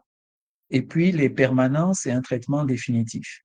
Mais les transitoires, je vous ai dit, voilà, 3, 6, 12 mois, on ne sait pas en réalité. Il n'y a pas d'études qui ont été faites qui nous disent voici la durée idéale qui est la meilleure. Et je vous ai présenté l'étude qui est en cours, EXCOA-CVT, qui est en train d'évaluer justement les durées courtes, 3 à 6 mois, versus une durée plus longue, 12 mois, dans ces thromboses veineuses dites avec des facteurs étiologiques transitoires. Donc, on saura la réponse à cette question lorsque cette étude sera publiée, mais elle n'est pas encore terminée. Si vous me permettez, professeur Kwame, moi j'ai une petite participation sous forme d'une question. On a, bien sûr, Oui. c'est pas quelque chose de prouvé, mais c'est un retour d'expérience. Et à un certain moment, pas mal de collègues ici à Nouakchott l'adoptent. Dans le cas des thromboses veineuses du postpartum, où les patientes viennent à la phase, je dirais, SIBEGI, où la symptomatologie est encore aussi symptomatique, l'anticoagulation, très souvent, les patientes récupèrent assez bien, rapidement, après une anticoagulation. Et on sévit à arrêter leurs anticoagulants au bout de 6 semaines, parfois 8 semaines, avec une surveillance étroite. On a même commencé un travail et on n'a pas remarqué quand même une récidive de celles chez qui l'anticoagulation a été arrêtée au bout de 6 semaines, ni une évolution particulière. Bien vrai, ça n'a pas pu faire l'objet d'un travail continu. C'était des constats, mais je ne sais pas ce que vous en pensez de cette attitude, particulièrement dans cette étiologie des postpartum, en l'absence, bien sûr, de facteurs infectieux associés. C'est un peu pour compléter la question du collègue. C'est-à-dire que vous faites une durée de traitement plus courte, c'est ça. Exactement. Si le patient évolue bien depuis Mais la première semaine. c'est volontaire ou c'est parce que les gens ont des difficultés pour avoir les moyens d'arriver à Non, 3 mois? c'est dû au fait que la plupart, c'est des patients qui viennent de l'intérieur et qui vont voyager. Oui.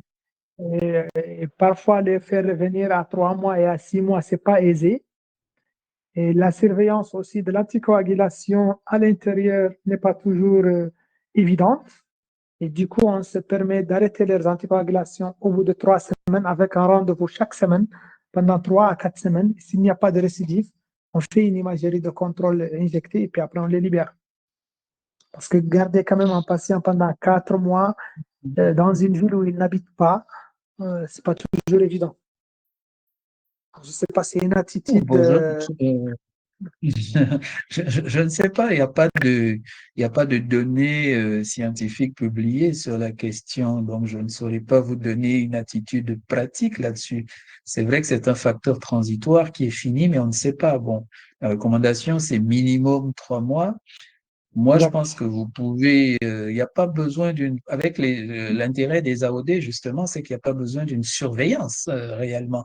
Il y a très, très peu d'hémorragie. Vous voyez que dans les séries, c'est une personne qui a saigné, et puis il n'y a pas de biologie de surveillance à faire. Donc, si on garde le malade quelques jours et qu'on voit qu'il y a un début d'amélioration clinique, ça va continuer. On peut partir à la maison, même à l'intérieur, mais en prenant son comprimé, un comprimé par jour d'un AOD, c'est assez facile à faire, sans surveillance ni biologique, ni quoi que ce soit. Effectivement. Je Donc, ne suis dans pas sûr qu'il notre faille arrêter avant, mais c'est un risque, oui. Après, peut-être si vous avez des données que vous les publiez et ouais, qu'elles sont on avait solides, parce qu'il commencé, faudrait faire une on avait série commencé et puis le Sylvia a consécutive, par disparu. exemple, pour que ce soit intéressant. Oui, bien, c'est pas évident toujours en Afrique, mais Ouais. bon, ce sont des pistes de recherche, je pense qu'il faut explorer. Éventuellement, oui. Donc, une autre question, dans nos contextes où on ne dispose pas encore de traitement endovasculaire pour ces thromboses veineuses, est-ce possible d'augmenter la durée de l'anticoagulation à 12 mois? Non. Pas ce que Alors, vous en si vous m'avez pensez. bien compris, le traitement endovasculaire, il n'est pas recommandé. J'espère que ça a été Exactement. clair. Le traitement endovasculaire, il n'est recommandé que chez les malades qui prennent des anticoagulants à bonne dose et qui, malgré tout, s'aggravent. Donc, ce n'est pas une question de À durée, c'est une question l'échec du traitement. de voilà, c'est un échec du traitement anticoagulant. Donc, si ça ne marche pas, que vous le prolongez, je ne sais pas si ça sert à quelque chose. Après, c'est vrai que ce n'est pas disponible aujourd'hui, mais ça pourrait le devenir assez rapidement. Paradoxalement, le traitement endovasculaire de la thrombose veineuse, il est plus facile que le traitement endovasculaire de l'AVC ischémique, hein. Dans l'AVC ischémique, on va cathétériser une artère, etc. Dans la thrombose veineuse, vous piquez une veine au bras, vous vous retrouvez rapidement en remontant dans la jugulaire, puis vous êtes dans les sinus. Donc, c'est assez facile et je pense que les radiologues, ça va arriver assez rapidement dans la plupart des pays. mais c'est parce que ça n'a pas montré de réelle supériorité par rapport au traitement médical dans les études que je vous ai montrées, si bien qu'on recommande de ne le faire que si le malade s'aggrave malgré un traitement médical bien conduit. Voilà. Donc la durée ne remplacera pas le traitement endovasculaire si ça ne marche pas. Très bien. Donc, une autre question, peut-être une spécificité. Faudra-t-il faire systématiquement une ponction lombaire en cas de PVC? Alors, la ponction lombaire, elle a deux objectifs. Elle n'est pas obligatoire, hein. Il y a deux objectifs. Soit une recherche étiologique dans notre contexte d'infection, comme on a dit. Vous avez vu que dans les séries africaines, il y a beaucoup d'infections, notamment cérébrales ou péricérébrales, encéphalite, méningo-encéphalite. Donc, la ponction lombaire peut avoir un intérêt de recherche d'une méningite. Et puis, le deuxième intérêt, c'est un traitement curatif de l'hypertension intracrânienne en faisant une ponction évacuatrice, en particulier quand on a un œdème papillaire au fond d'œil pour préserver le nerf optique. Donc, dans ces situations-là, oui, il faut faire la ponction lombaire. Après, si vous êtes, je prends l'exemple, thrombose veineuse, contexte postpartum dont vient de parler Samy, par exemple, pas de contexte infectieux, la malade n'est pas en hypertension intracrânienne majeure, vous n'êtes pas obligé de faire une ponction lombaire systématique dans la thrombose veineuse. On l'a fait à cause de l'hypertension intracrânienne ou pour la recherche étiologique. Très bien. Donc, deux petites autres questions. Peut-on commencer le traitement directement par les AOD? Et qu'en est-il? Bon, je pense que vous l'avez abordé. Les AOD sont-ils recommandés chez la femme enceinte et chez l'enfant? Peut-être un résumé de la présentation. Alors, excellente question. Alors, je commence par la deuxième peut-être. Chez l'enfant, je vous ai montré une étude, effectivement, mais c'est la seule que j'ai retrouvée qui parle de rivaroxaban chez l'enfant et qui a montré que ça pouvait être utilisé. Chez la femme enceinte, non. Les AOD, pour l'instant, sont contre-indiqués. Les femmes enceintes, on les laisse aux AVK, d'abord aux HBPM, d'ailleurs, la plupart du temps, et éventuellement aux AVK, mais pas aux AOD. Maintenant, commencer le traitement directement par les AOD, je trouve que c'est une excellente question.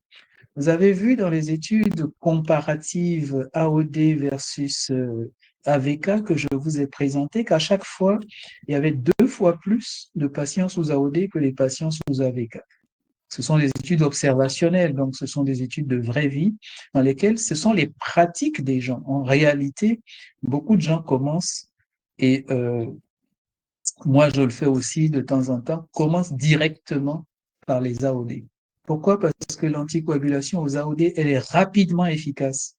En 48 heures, vous êtes parfaitement anticoagulé. C'est plus long avec les HBPM et c'est plus long avec les AVK. Vous devez faire une titration pour trouver l'INR idéal, etc.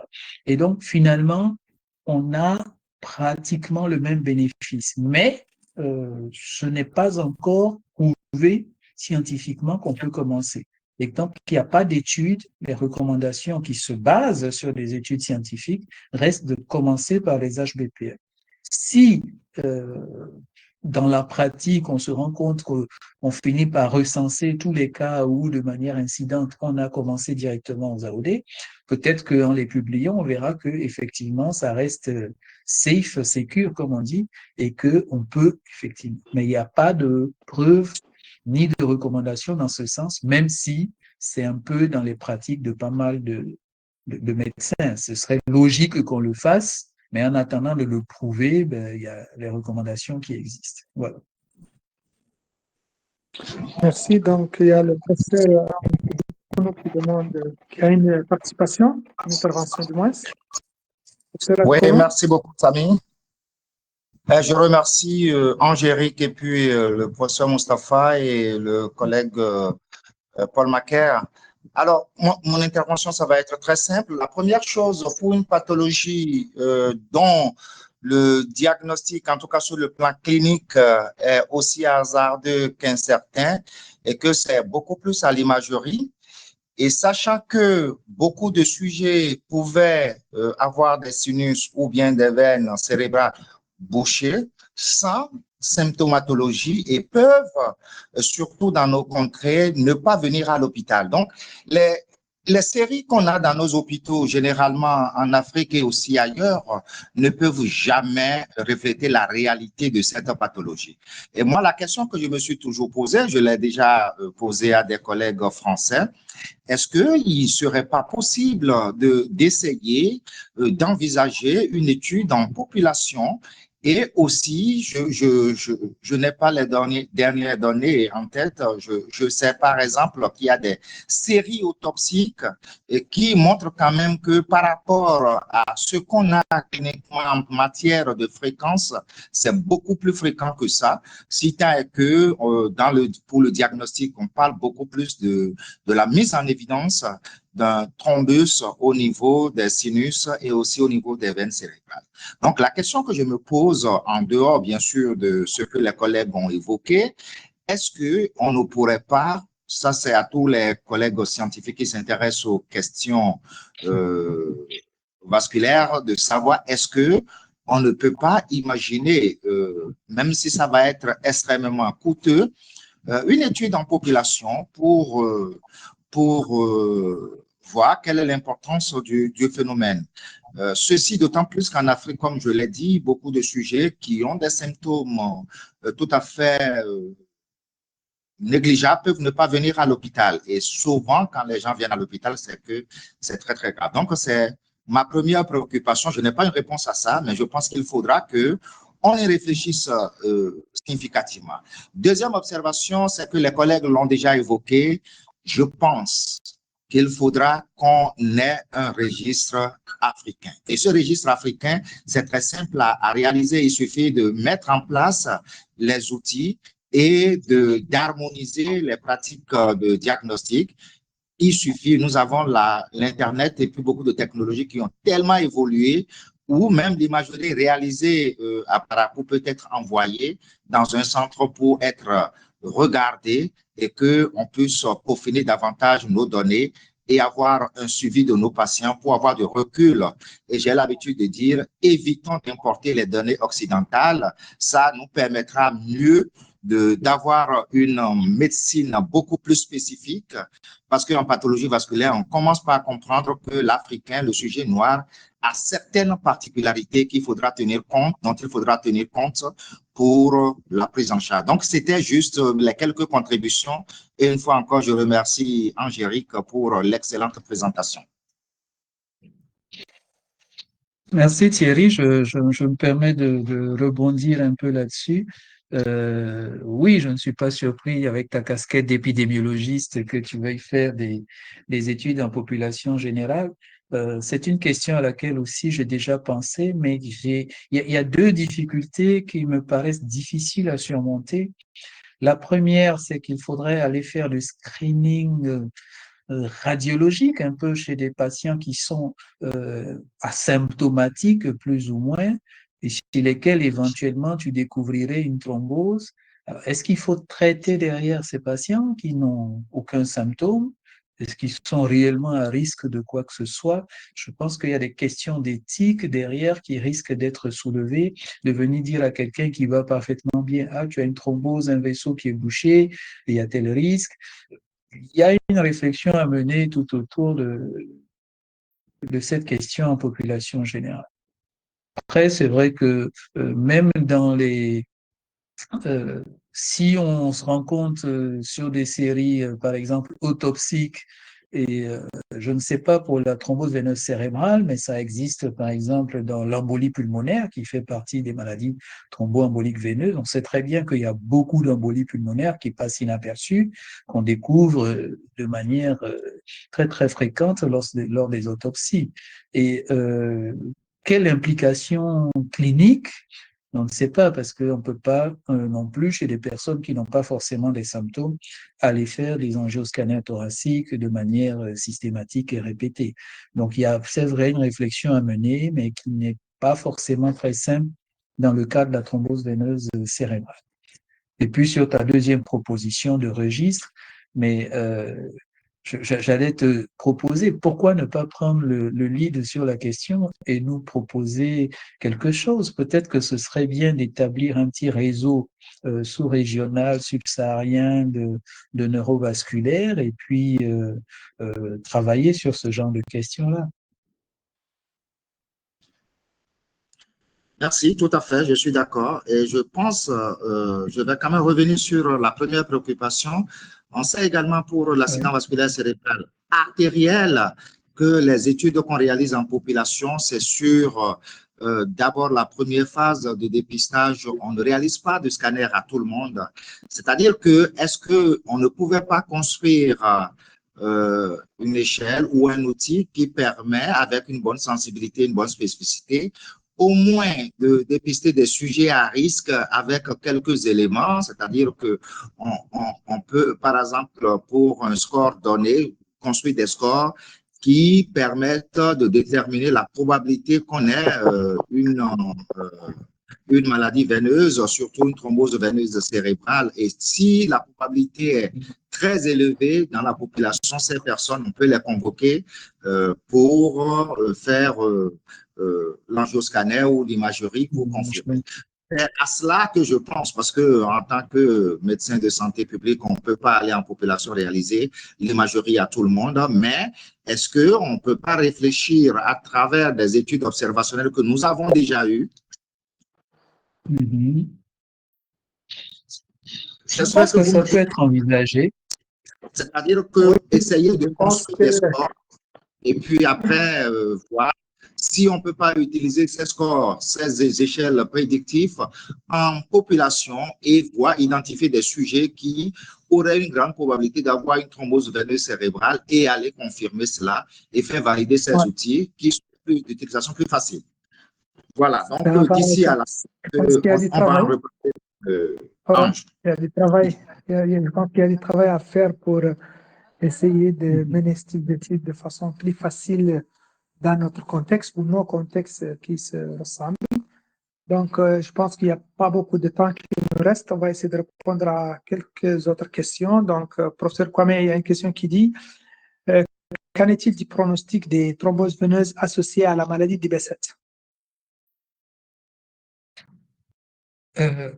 À la maladie de Behçet, je n'ai pas d'expérience particulière personnelle sur la question. Le pronostic, il reste celui de la maladie de Behçet et non pas celui, en réalité, de la thrombose veineuse cérébrale. Ce n'est pas la thrombose veineuse qui fait la gravité de la maladie. Les thromboses veineuses, quelle que soit l'étiologie, finalement, leur pronostic reste à peu près similaire. Je n'ai pas d'expérience personnelle sur la maladie de Behçet dans ma pratique et donc je n'en sais pas plus, mais je ne sais pas si le pronostic est plus mauvais que pour les autres thromboses veineuses cérébrales. Il me semble que le pronostic va être plus lié à l'affection causale que à la thrombose veineuse cérébrale elle-même. Une autre question qui dit en quelques lignes, en quoi consiste la prise en charge la prise en charge symptomatique de l'hypertension intracrânienne, bien sûr en cas de TVC? Alors, c'est vrai, je disais que j'avais laissé ce type de questions-là pour le chat. L'hypertension intracrânienne, elle est prise en charge de manière classique. Donc, déjà antalgique simple selon les paliers OMS pour la douleur. Et puis, le risque de l'hypertension intracrânienne, c'est essentiellement le risque d'engagement cérébral qui peut mettre en place le pronostic vital, et puis le risque d'atrophie optique, en fait, dans les suites de l'hypertension intracrânienne, dans le cas de l'œdème papillaire. Et donc, la prise en charge, c'est les antalgiques, pour faire simple. Deuxièmement, si l'hypertension est importante, c'est la PL évacuatrice, donc ponction lombaire évacuatrice, qu'on fait en début de traitement avant le début de l'anticoagulation pour éviter le risque de céphalée post-PL par hypotension intracrânienne. Et puis enfin, dans la thrombose veineuse, il ne faut surtout pas hésiter, en cas de menace de détérioration, à faire des craniectomies décompressives, comme on fait dans les AVC ischémiques Sylvien Malin, avec un certain résultat. Mais le bénéfice est beaucoup plus important dans la thrombose veineuse cérébrale, où on a des récupérations fonctionnelles de bonne qualité. Donc, il ne faut surtout pas hésiter dans la thrombose veineuse cérébrale à faire des craniectomies décompressives qui sont le traitement réel de l'hypertension intracrânienne. Voilà. Je ne parle pas des traitements osmotiques, mannitol, etc., qui ne servent pas à grand-chose, qui sont essentiellement, parfois, peuvent être mis juste en attente d'une intervention. Si on doit faire une craniectomie en attendant qu'on soit prêt, ça peut permettre de gagner quelques heures, mais voilà, antalgique, PL évacuatrice et craniectomie décompressive si nécessaire. D'accord, c'était très clair. Donc, une autre question qui dit, vu l'absence de réelle précision sur la durée de l'anticoagulation qui varie de 3 à 6 mois, qu'est-ce que vous recommanderiez en pratique quotidienne? Et faudra-t-il faire une imagerie de contrôle dans le cadre du suivi? Bon. Alors, comme je dis, sur la durée, on n'est pas certain de ce qu'il faut faire. Et là, on parle alors je répète, dans les pathologies étiologiques permanentes, les facteurs permanents, on n'arrête pas l'anticoagulation à 6 mois.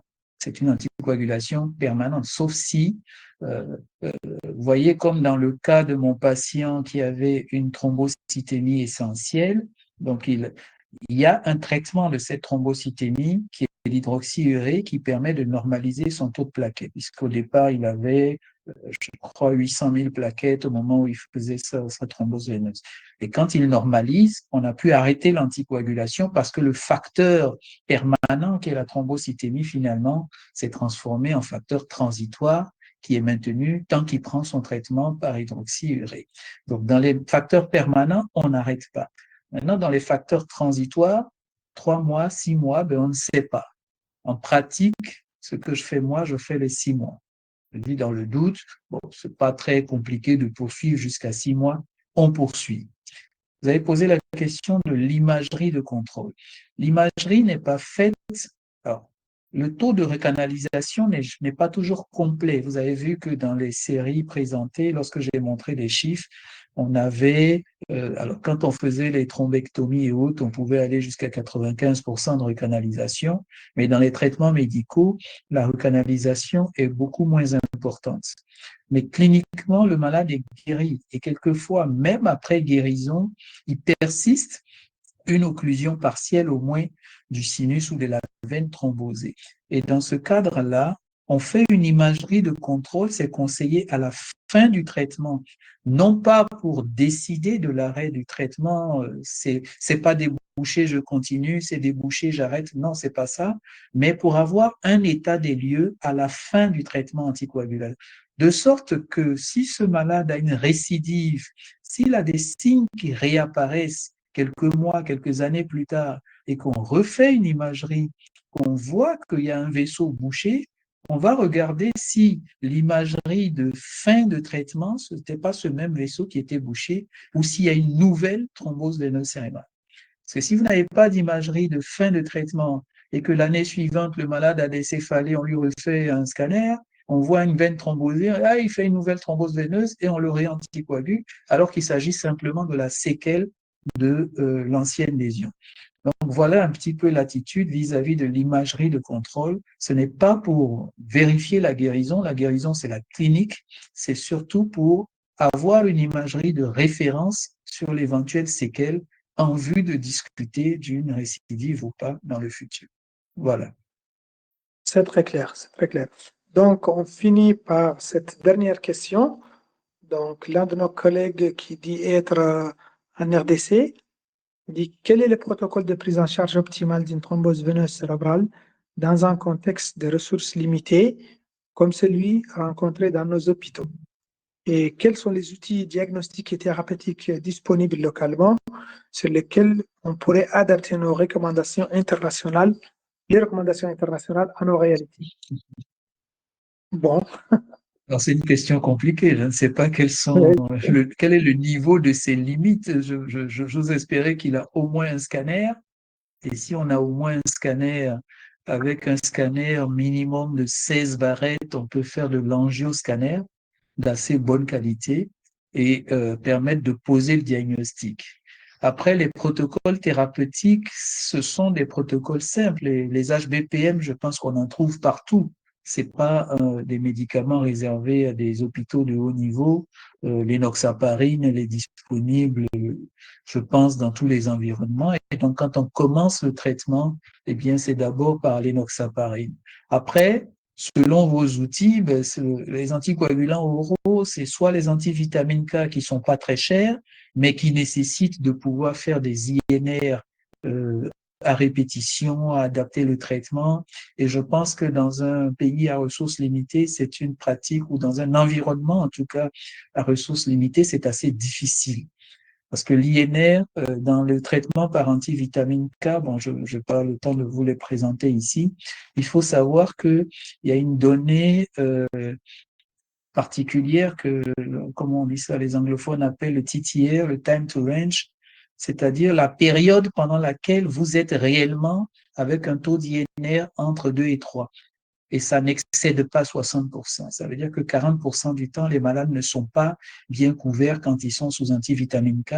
Et ça, c'est les données des pays développés ou les malades suivis dans les études randomisées. Donc, dans la pratique africaine, vous risquez d'avoir des irrégularités de traitement. Donc, pour moi, l'idéal dans un pays à ressources limitées, c'est les AOD.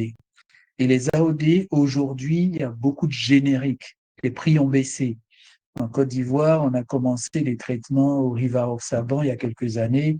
On était à 80 000 francs CFA par mois. Vous voyez, aujourd'hui, on arrive à faire des traitements mensuels qui coûtent 4 fois moins cher. Alors, ça va tourner, oui, autour de 20 000 francs, 25 000 francs. Et il y a des génériques qui sortent tous les jours, qui font baisser les prix. Si vous mettez des antivitamines K que vous achèterez à 3 000 à 4 000 francs, mais en faisant des INR répétés dans des laboratoires, je ne suis pas sûr que ça coûte moins cher. Donc moi, je conseillerais, en ressources limitées, de privilégier. Si on a un angioscanner pour le diagnostic, ben c'est l'idéal. Et puis les AOD, de préférence pour le traitement oral. Voilà. Merci, professeur Angélique. Donc, avant de vous remettre la parole pour conclure, on va faire un tour de table avec nos panélistes. Donc, le professeur Paul Sous, si vous avez des remarques avant de clôturer ce webinaire. Professeur Paul Sous.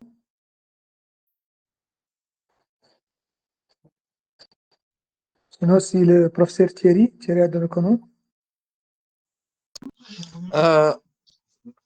Merci. Je voudrais remercier mon ami Angélique et surtout les collègues qui ont contribué massivement.